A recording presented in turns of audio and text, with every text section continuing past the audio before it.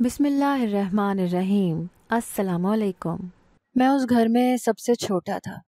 جب صبح صبح اٹھا اور ایک ایسا منظر دیکھا کہ حیران رہ گیا۔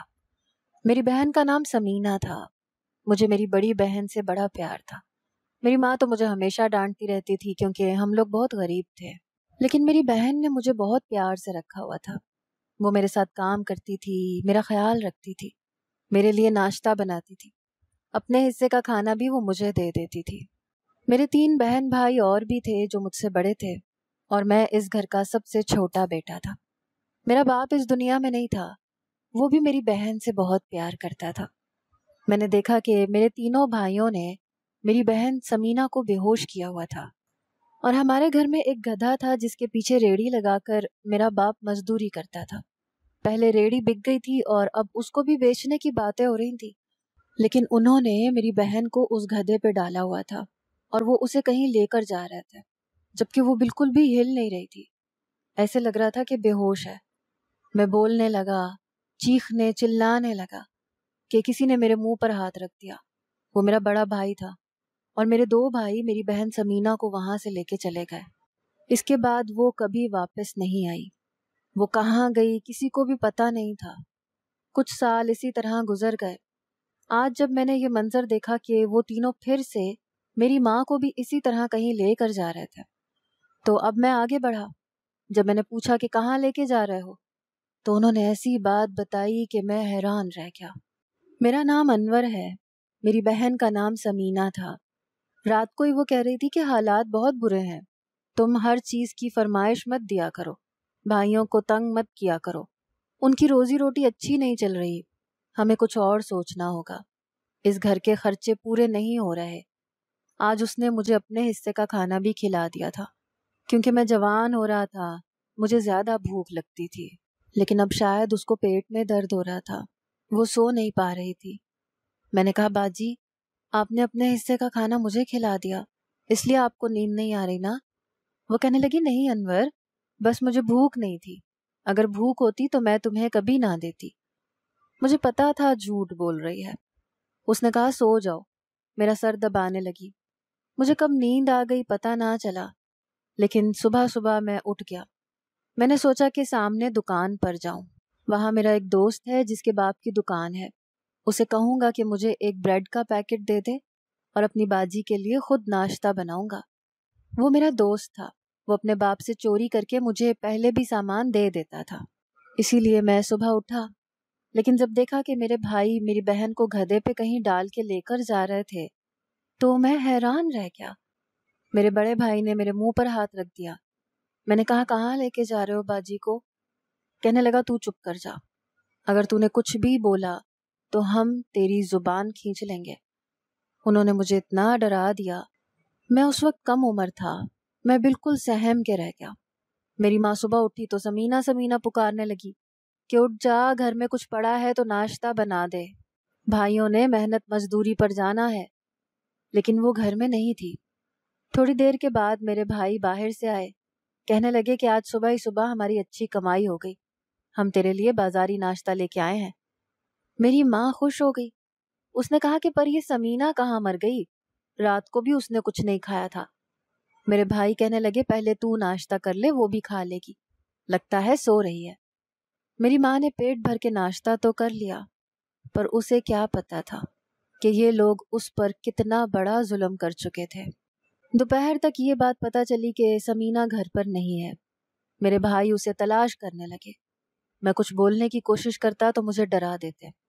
تھوڑی دیر بعد سب کو یہ کہہ دیا گیا کہ وہ گھر سے بھاگ گئی ہے، لگتا ہے کسی کے ساتھ چکر تھا اس کا اور اسی کے ساتھ نکل گئی۔ اس گھر کی غربت سے تنگ آ کے وہ ہم سب کو چھوڑ کے چلی گئی۔ میری ماں بیٹھی اپنا سر پیٹ رہی تھی، اور میرے بھائی اس کے خلاف برا بھلا بول رہے تھے۔ میری ماں نے پہلے تو بہت بد دعائیں دی، کہا کہ ایسی لڑکیاں کبھی خوش نہیں رہتی، بھاگی ہوئی لڑکی ہمیشہ بھاگی ہوئی لڑکی ہی کہلاتی ہے۔ اس کے بعد روتے روتے ہلکان ہو گئی تو کہنے لگیں کہ چلو، چلی گئی یہاں سے۔ یہاں پر ہم نے بھی اس کے لیے کیا کیا تھا؟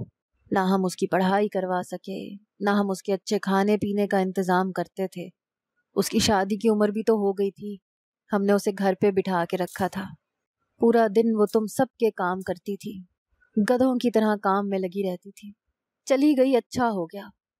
کبھی میری ماں ہنستی تھی، کبھی روتی تھی۔ ہمیں پتہ چل گیا تھا کہ ماں کی دماغی حالت ٹھیک نہیں ہے۔ کچھ دن کے بعد انہوں نے اپنے آپ کو سنبھال لیا، لیکن اب اس گھر کے کام پڑے ہی رہتے تھے۔ میرے تینوں بھائی تو کوئی کام کرتے نہیں تھے، مجھے کام پہ لگا دیتے تھے۔ لیکن جب سے باجی گئی تھی ان کی جیب میں بہت پیسے تھے۔ وہ گھر میں بھی کوئی نہ کوئی چیز لے آتے تھے، کہتے تھے کہ مزدوری کر رہے ہیں، لیکن پھر بھی بالکل بھی تھکے ہوئے نہیں لگتے تھے۔ جبکہ پہلے اگر کسی دن غلطی سے ان کو محنت مزدوری کا کام مل جاتا تھا تو وہ بہت تھکے تھکے سے رہتے تھے، لیکن آج کل تو بالکل حشاش بشاش تھے۔ گھر سونا ہو گیا تھا۔ مجھے باجی کی بہت یاد آتی تھی، بار بار مجھے وہ منظر یاد آتا تھا۔ میں ان کو تلاش کرنے بھی گیا تھا، ادھر ادھر دیکھتا تھا۔ ہم نے اپنے گدھے کا نام لالو رکھا تھا۔ ایک دن میں لالو کے پاس بیٹھا، میں نے کہا تو مجھے بتا، تیرے اوپر ڈال کے وہ باجی کو کہاں لے کے گئے تھے؟ کچھ تو بول۔ ایسا لگا جیسے لالو کی آنکھوں میں بھی آنسو آ گئے، جیسے وہ بھی رو رہا ہو، کیونکہ اس کا خیال بھی صرف باجی رکھتی تھی۔ لوگ آتے تھے، لالو کو کرائے پر لے جاتے تھے، کام کر کے واپس بھیج دیتے تھے۔ اس طرح سے وہ بھی ہمارے لیے تھوڑی بہت کمائی کرتا تھا، تبھی اسے ابھی تک اس گھر میں رکھا ہوا تھا۔ میری ماں کو بھی لالو سے بہت محبت تھی۔ وہ کہتی تھیں جب تیرا باپ ریڑھی چلایا کرتا تھا تو اس نے ہمارا بڑا ساتھ دیا، اب ہم اس کو گھر سے نہیں نکال سکتے، یہ بھی ہمارے گھر کا فرد ہے۔ وقت اسی طرح گزرنے لگا، میں جوان ہونے لگا۔ اب میرے ہاتھوں پیروں میں طاقت آنے لگی، دماغ میں عقل آنے لگی، پتہ لگنے لگا کہ دنیا کیا ہے۔ غریبوں کو وقت سے پہلے ہی عقل آ جاتی ہے، جلدی پتہ چل جاتا ہے کہ دنیا کس بلا کا نام ہے اور زندگی کو کس طرح سے جینا ہے۔ میرے ساتھ بھی یہی ہوا تھا۔ جب میری ماں کی شادی ہوئی تو میری ماں کی عمر بہت کم تھی۔ ہم سب لوگ ایک ایک سال کے فرق سے آئے، صرف میں سب سے چھوٹا تھا، اس لیے میری ماں کی عمر بھی ابھی اتنی زیادہ نہیں لگتی تھی۔ ایک دن وہ گلی میں کہیں جا رہی تھیں، واپس آئیں تو بڑی پریشان لگ رہی تھیں۔ میں نے کہا کیا ہوا؟ کہنے لگی 2 لڑکے میرے پیچھے پڑ گئے تھے، عجیب عجیب باتیں کر رہے تھے۔ مجھے بہت غصہ آیا۔ میں نے کہا ماں تو مجھے بتا وہ کون تھے؟ کہنے لگی مجھے نہیں پتا، میں نے مڑ کے نہیں دیکھا۔ مجھے لگتا ہے اسے پتا تھا، لیکن شاید اس لیے نہیں بتا رہی تھی کہ میں ابھی جوان ہو رہا تھا، کہیں غصے میں آ کے کوئی قدم نہ اٹھا بیٹھتا۔ مجھے بڑا غصہ آیا۔ میں نے ماں سے کہا کہ ان کو شرم نہیں آئی اپنی ماں کی عمر کی عورت کے ساتھ اس طرح کی حرکت کرتے ہوئے؟ لیکن میری ماں بھی خوبصورت اور جوان لگتی تھی، شاید اسی لیے ان لوگوں کو غلط فہمی ہو گئی تھی۔ میں نے کہا اب باہر نہ جایا کرو، میں خود ہی سامان وغیرہ لے آیا کروں گا۔ آج کل پھر ہمارے گھر کے حالات بڑے خراب ہو گئے تھے۔ بیچ میں کچھ وقت اچھا گزر گیا تھا، اچھا وقت یہی کہ بس 2 وقت کی روٹی مل جاتی تھی، لیکن آج کل وہی بات کہ ایک وقت کا کھانا ہوتا تھا تو دوسرے وقت کی خبر نہیں ہوتی تھی۔ محنت مزدوری کا کام تو میں بھی کر لیتا تھا، لیکن وہ کام روز نہیں ملتا تھا، کیونکہ مزدور زیادہ تھے، کام کم تھا۔ لوگوں کے پاس آج کل پیسے نہیں تھے کہ وہ گھر بنائیں، بہت ہی مشکل سے کوئی آدمی گھر بنا رہا ہوتا تھا، اور پہلے سے ہی مزدوروں کو سلیکٹ کر لیا جاتا تھا۔ گھر میں اسی طرح کے حالات تھے۔ ایک دن میں نے اپنے بھائیوں کو کچھ عجیب سی بات کرتے ہوئے سن لیا۔ میرے سارے بھائی سگریٹ پیتے تھے، سادہ سگریٹ پیتے تھے یا دوسری یہ مجھے نہیں پتا، لیکن مجھے ایسے لگتا تھا کہ ان کی صحبت اور حرکتیں بالکل بھی ٹھیک نہیں تھی۔ وہ اپنے کمرے میں بیٹھے تھے جب میں وہاں سے گزر رہا تھا۔ میں تو ماں کے کمرے میں ہی سو جایا کرتا تھا، اس گھر میں 2 ہی تو کمرے تھے۔ میری بہن تو بیچاری کچن میں سویا کرتی تھی، کیونکہ اس وقت لوگ زیادہ تھے۔ اب وہ چلی گئی تھی تو باقی لوگ پورے آ ہی جاتے تھے۔ میں ان کی باتیں سننا نہیں چاہتا تھا، لیکن انہوں نے پہلی بات ہی ایسی کی کہ میں سننے پر مجبور ہو گیا۔ وہ کہنے لگے کہ لگتا ہے پھر سے کوئی ایسا قدم اٹھانا پڑے گا جیسا پہلے اٹھایا تھا۔ دوسرے بھائی نے کہا کہ ایسا کرنے سے کیا ہوگا، اب کون ہے جس کے ساتھ ہم ایسا کر سکتے ہیں؟ تو وہ کہنے لگا ہے تو صحیح اسی گھر میں۔ بڑے بھائی نے کہا کہ مجھے لگتا نہیں ہے کہ زیادہ فائدہ ہوگا۔ دوسرا کہنے لگا تجھے نہیں پتا، آج کل لوگوں کو پکی عمر کی عورتیں بہت زیادہ پسند ہے۔ جوان عورتوں کی اپنی بات ہے، لیکن پکی عمر کی عورتیں بھی آج کل لوگوں کو بڑی اچھی لگتی ہیں۔ کچھ نہ کچھ تو ہاتھ آ ہی جائے گا۔ وہ تینوں اس بارے میں سوچنے لگے اور بالآخر تینوں نے فیصلہ کر لیا کہ پھر کرتے ہیں کچھ، لیکن اس دفعہ پیسے ضائع نہیں کریں گے۔ پچھلی دفعہ بھی تم لوگوں نے سارے پیسے آپس میں بانٹ لیے تھے اور سب نے اپنی اپنی عیاشیوں پہ پیسے اڑا دیے تھے۔ اس دفعہ ہم کوئی دکان ڈال لیں گے۔ ایک کام کریں گے، موبائلوں کی دکان ڈال لیں گے۔ موبائلوں کی دکان میں بڑا فائدہ ہے۔ دکان ہو گئی تو روزانہ کی کوئی نہ کوئی آمدن آئے گی۔ اگر عیاشیوں میں پیسے خرچ کر دیے تو پھر اس کے بعد کس کو بیچیں گے؟ انور کو بیچیں گے کیا؟ یہ بات سن کر میرے قدموں سے تو زمین نکل گئی۔ بیچیں گے سے کیا مطلب ہے؟ اور کس کو بیچا تھا انہوں نے؟ کس قسم کے لوگ تھے یہ؟ کیا ان کے سینے میں دل نہیں تھا؟ یہ کیسی باتیں کر رہے تھے؟ مجھے لگا شاید لالو کو بیچنے کی بات کر رہے ہیں، لیکن لالو کو بیچ کر اتنے پیسے تو نہیں آ سکتے تھے کہ موبائلوں کی دکان کھڑی کی جا سکتی ہو۔ پھر یہ سب کیا تھا؟ ان کے دماغ میں جو چل رہا تھا وہ میرے دماغ میں ابھی تک نہیں آیا تھا، کیونکہ مجھے ایسے لگتا تھا کہ اتنے بھی ظالم نہیں ہو سکتے، یہ بھی نہیں کر سکتے۔ لیکن ایک دن وہی ہوا جس کا ڈر تھا۔ صبح صبح میں نے پھر سے وہی منظر دیکھا۔ ایسے لگا زندگی 3 سال پیچھے چلی گئی۔ سامنے کا منظر دیکھ کے میں حیران رہ گیا۔ انہوں نے پہلے لالو کو باہر نکالا۔ میں چپ کر کے سب کچھ دیکھ رہا تھا۔ میں سمجھ گیا کہ لالو کو ہی بیچنے کی بات کر رہے ہیں۔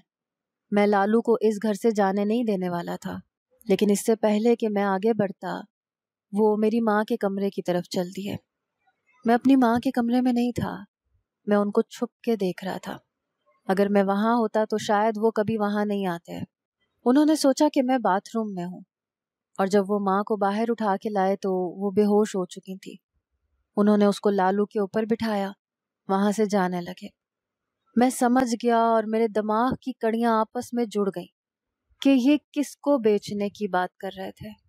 وہ میری ماں کو بیچنے کی بات کر رہے تھے، اور انہوں نے سمینہ کے ساتھ بھی یہی کیا تھا۔ نہیں نہیں، میں ایسا نہیں ہونے دے سکتا۔ میں فوراً آگے بڑھا، اپنی پوری طاقت سے پہلے ایک بھائی کو ایک طرف پھینکا، پھر دوسرے کو۔ میں یہ بھول گیا کہ وہ میرے بھائی ہیں، اور میرے دل میں جو آیا میں نے وہ کیا۔ ان کو تھپڑوں سے مارنے لگا، لیکن وہ 3 تھے اور میں 1۔ میں بالکل ایسے ہی چلا رہا تھا جیسے کوئی چھوٹا بچہ اپنی ماں کو پکارتا ہے۔ ماں ماں کہہ کر پکار رہا تھا کہ کسی طرح ان کو ہوش آ جائے اور وہ خود ہی اٹھ کے وہاں سے بھاگ جائیں، لیکن ان کو بالکل بھی ہوش نہیں آ رہا تھا۔ ان لوگوں نے مجھے بری طرح سے دبوچ لیا اور پھر میرے سر کے اوپر کوئی چیز ماری۔ میں بے ہوش ہو گیا۔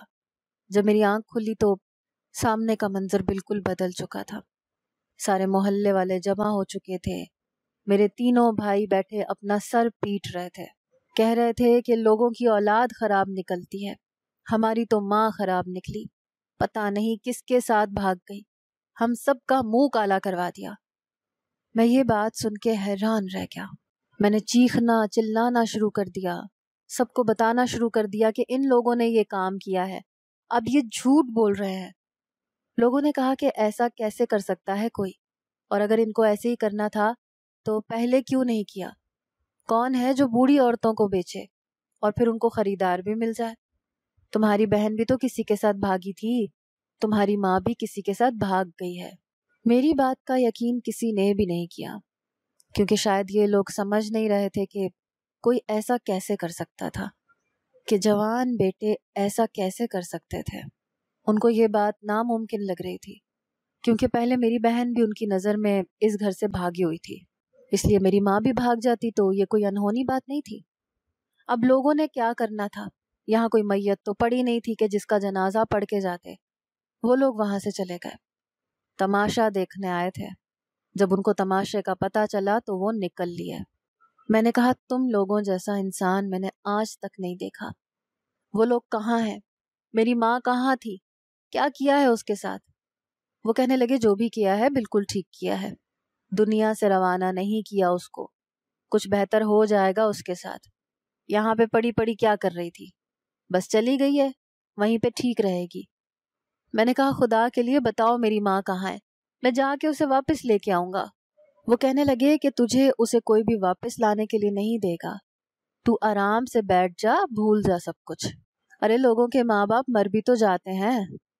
میں نے کہا تم میرے بھائی ہو ہی نہیں سکتے، میں مان ہی نہیں سکتا کہ تم لوگ فاطمہ کی اولاد ہو اور اسلم کا خون ہے تم لوگوں کے اندر۔ میرے باپ نے ساری زندگی محنت مزدوری کی تھی، محنت مزدوری کرتے کرتے وہ اس دنیا سے چلا گیا، اور تم تینوں ایسے درندے نکلے کہ اپنے ہی گھر کے لوگوں کو بیچنے لگے۔ کس قسم کی حرکتیں ہیں یہ؟ انہوں نے کہا کسی غلط جگہ پہ نہیں بیچ کے آئے ہم لوگ، لیکن جو بھی کیا ہے سوچ سمجھ کے کیا ہے۔ وہ تینوں مل کے مجھے باتیں سناتے، مجھے تانے دیتے، مجھ سے سارے گھر کے کام کرواتے۔ میرا دل ایسا بیٹھ گیا کہ مجھے رات کو نیند بھی نہیں آتی تھی، میرا معدہ خراب ہو گیا، مجھے طرح طرح کی بیماریاں لگنے لگی، میں تو چلتی پھرتی لاش بن کے رہ گیا۔ ان لوگوں نے بہت سارے پیسے اپنے پاس رکھے ہوئے تھے اور اب اس سے دکان سجا رہے تھے۔ دکان لے لی تھی، مال ڈال لیا تھا، 1 ہفتہ ہو گیا تھا۔ وہ دن بھی آ گیا تھا جب ان کی دکان کھلنی تھی، انوگریشن تھی، یعنی کہ ان کا پہلا دن تھا۔ میں نے ان کو کہا کہ جب اس طرح کا کوئی نیا کام شروع کرتے ہیں تو ماں سے دعائیں لیتے ہیں، بڑی بہن بھی ماں کی طرح ہوتی ہے، اس سے دعائیں لیتے ہیں، لیکن تم لوگ کس سے دعائیں لوگے؟ تمہیں تو دعا دینے والا کوئی نہیں، کیونکہ جس نے تمہیں دعا دینی تھی اس کو تم نے گھر سے نکال دیا۔ تمہیں صرف بد دعائیں ملیں گی، اور سب سے پہلی بد دعا میں تمہیں دیتا ہوں کہ جہاں بھی جاؤ ذلیل ہو، کبھی کامیاب نہیں ہوگے۔ انہوں نے کہا کہ تو بڑا نیک ہے، صاف ہے، جو تیری بد دعا ہمیں لگ جائے گی؟ تو اپنی زبان بند رکھ، چپ کر کے گھر کے برتن دھو۔ میں نے سوچ لیا تھا کہ میں ان لوگوں کے ساتھ اس گھر میں نہیں رہوں گا۔ اس گھر میں جو کمائی آئے گی وہ میری ماں کو اس دنیا کے کسی ذلیل کام میں ڈال کر آئے گی، اور میں ایسا نہیں ہوں کہ بیٹھ کے وہی کمائی کھاتا رہوں۔ میں نے سوچ لیا تھا کہ یہ جو بھی کرتے ہیں کریں، میں یہاں سے چلا جاؤں گا۔ میں اپنا سامان باندھنے لگا، ارادہ کر لیا کہ آج ہی یہاں سے چلا جاؤں گا۔ مجھے کیا پتا تھا کہ آج ہی میری ماں اور بہن کو انصاف مل جائے گا، اور انصاف بھی ایسا کہ ساری دنیا دیکھے گی۔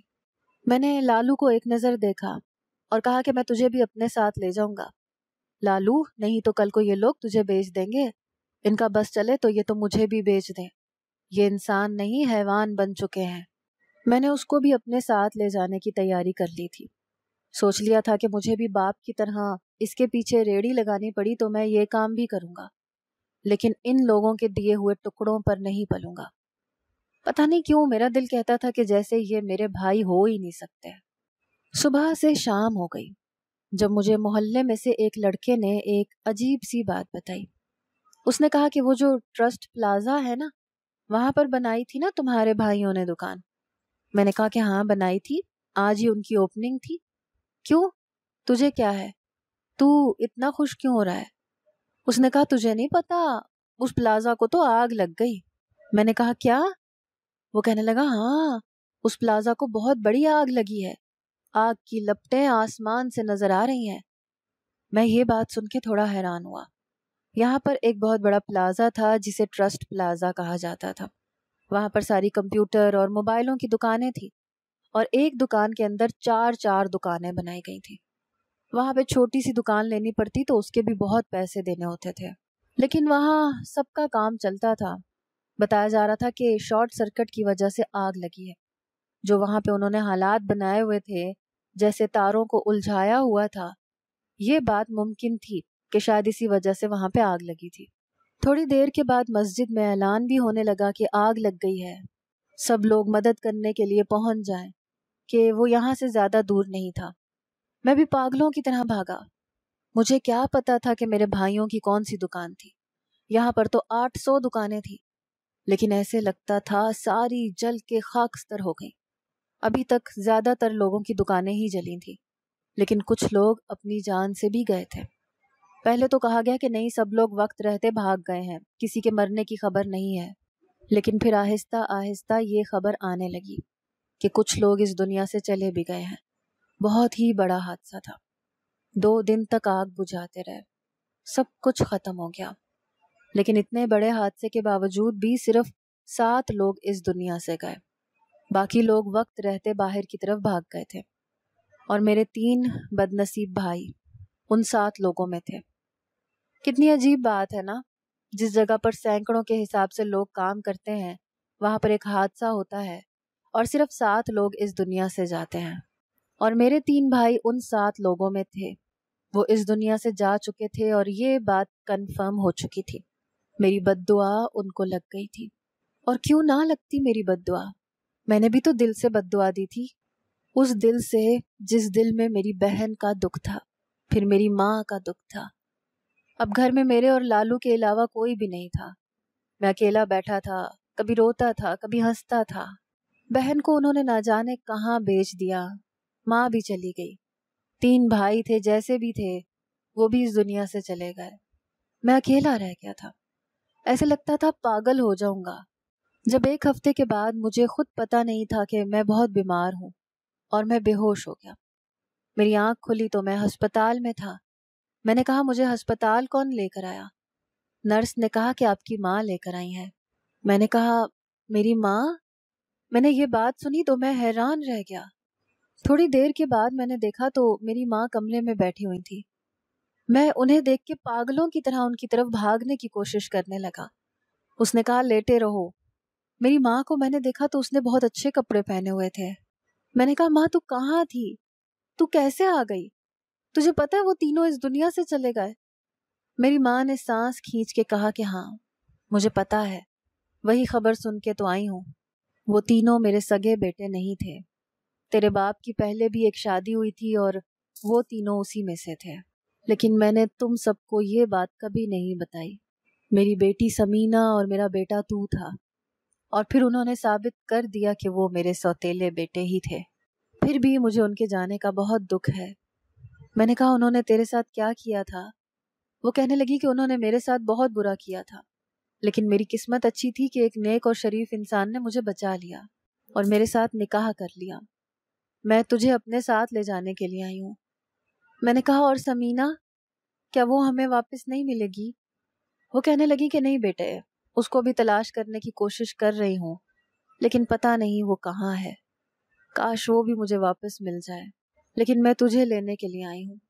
میں گھر میں آئی تو بے ہوش پڑا تھا۔ ارے اگر تجھے کچھ ہو جاتا تو پھر تو اپنا خیال نہیں رکھتا کیا؟ میں نے کہا کس کے لیے رکھتا خیال؟ اپنا ہی خیال تھا کہ کون ہے میرا۔ پھر میں نے سوچا کہ اس گھر میں پڑا پڑا مر بھی جاؤں تو کسی کو پتہ بھی نہیں چلے گا۔ میری ماں نے کہا نہیں ایسے نہیں کہتے، تو چل میرے ساتھ۔ وہ مجھے اپنے ساتھ لے گئی، ان کے موجودہ شوہر سے بھی ملوایا، وہ اچھے انسان تھے۔ انہوں نے کہا کہ میری نوکری کا انتظام کریں گے۔ ہم نے لالو کو بھی اپنے ساتھ لے لیا تھا، اور اب میں انہی کے گھر میں رہتا ہوں، انہی کی فیکٹری میں نوکری بھی کرتا ہوں۔ میری ماں کہتی ہیں میں تیری شادی کرواؤں گی تاکہ تیری ایک نئی زندگی شروع ہو جائے۔ زندگی نے بڑے بڑے ظلم کیے ہیں ہمارے اوپر، کچھ ایسے بھی تھے جن کو شاید ہم وقت کے ساتھ بھول بھی جائیں، لیکن سمینہ کا دکھ کبھی کم نہیں ہوگا۔ کاش وہ بھی کسی دن واپس آ جائے، پر یہ ناممکن سی بات ہے۔ ویسے تو میری ماں کا مجھے مل جانا بھی ناممکن ہی تھا، لیکن پھر بھی وہ مجھے مل گئی۔ دعا کرتا ہوں کسی دن وہ بھی کہیں سے واپس آ جائے۔ پتہ نہیں کہاں ہوگی، کس حال میں ہوگی۔ صرف اتنی خبر ملی کہ ان لوگوں نے اسے کسی پیر بابا کے پاس بیچا تھا، محنت مزدوری کرنے کے لیے۔ لیکن کون سا پیر بابا تھا؟ یہ تو پیر بابا ایک جگہ پہ نہیں رہتے، ادھر ادھر پھرتے رہتے ہیں۔ پھر بھی میں کبھی تھوڑا بہت وقت ملتا تو کسی نہ کسی آستانے پہ جا کے 4 گھنٹے اسے تلاش کرتا رہتا ہوں کہ کہیں سے مجھے نظر آ جائے تو میں اسے اپنے ساتھ لے جاؤں۔ آپ لوگ بھی دعا کریں کہ ہمیں سمینہ کسی طرح مل جائے۔ ہم نے اس کی گمشدگی کی رپورٹ بھی کروائی ہے، پولیس بھی کہتی ہے کہ ہم کوشش کریں گے، لیکن اس بات کو وقت بہت زیادہ ہو گیا ہے۔ 4 سال کوئی کم عرصہ تو نہیں ہوتا۔ بس یہی زندگی ہے، یہی سب کچھ ہوتا ہے، جینا پڑتا ہے، سہنا پڑتا ہے۔ ماں واپس مل گئی، یہی بہت بڑی بات ہے۔